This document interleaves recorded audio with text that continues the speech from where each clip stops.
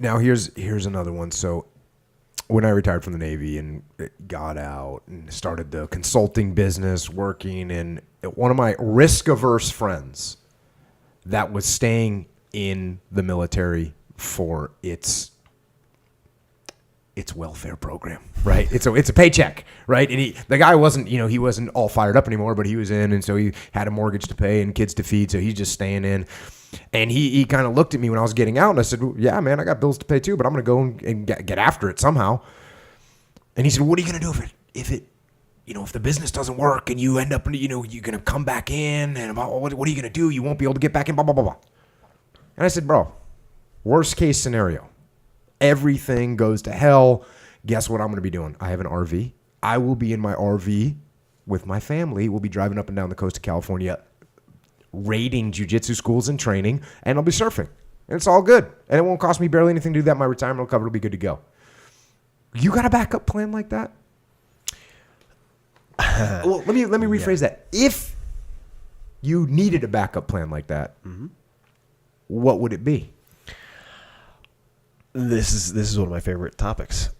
So I would say that I have an infinite number of backup plans. And the way I think about that is by doing what I call fear setting. So much like you just said, looking at my goals, the worst things that could happen, the ways I could mitigate that, and the way I could get back to where I am now if all hell struck at once, helps me to remove the fear of taking these steps that might paralyze me otherwise. The second part is by, say, practicing fasting, practicing spending no money for certain periods of time. I don't fear, I would say, the top handful of things that tend to stop people from taking what they perceive as risks.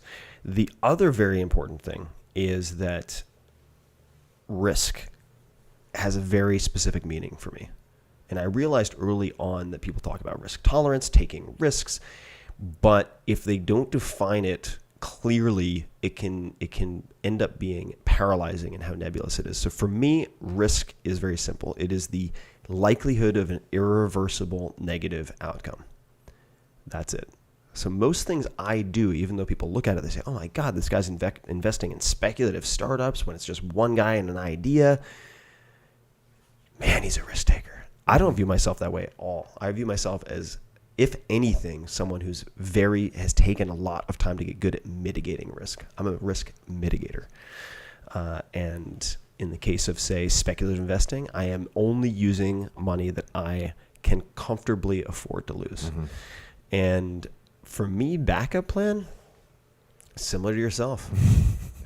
Throw my dog in an RV, get some instant oatmeal, sleeping bag. Yosemite's right in my backyard. Mm-hmm. I don't know, go find some dirtbag climbers and hang out there. Good to go. Yeah, go hang out with my parents, get to see more of them, go for a run in the woods.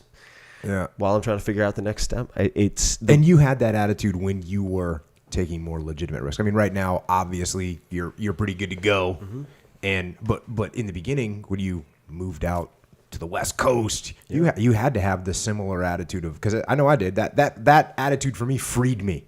Yeah. Like, worst case scenario, I lose everything. Cool. I'll still have my RV. It's paid for. Yeah. We're good. Yeah, totally. I had that attitude. Got more surfboards than any other human should ever have. But it's all. And knives and surfboards. We roll deep.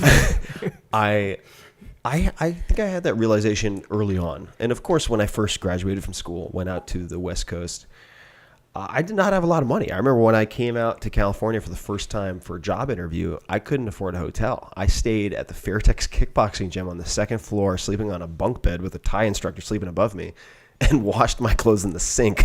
Good to go. And I was happy. I was fully content. I didn't feel like I was missing anything. And but let's not kid ourselves. I mean, when I first moved out, it was 1999. This is at the peak of the bubble. Rental prices are out of control. And I was making $40,000 a year pre-tax. And get some. Yeah.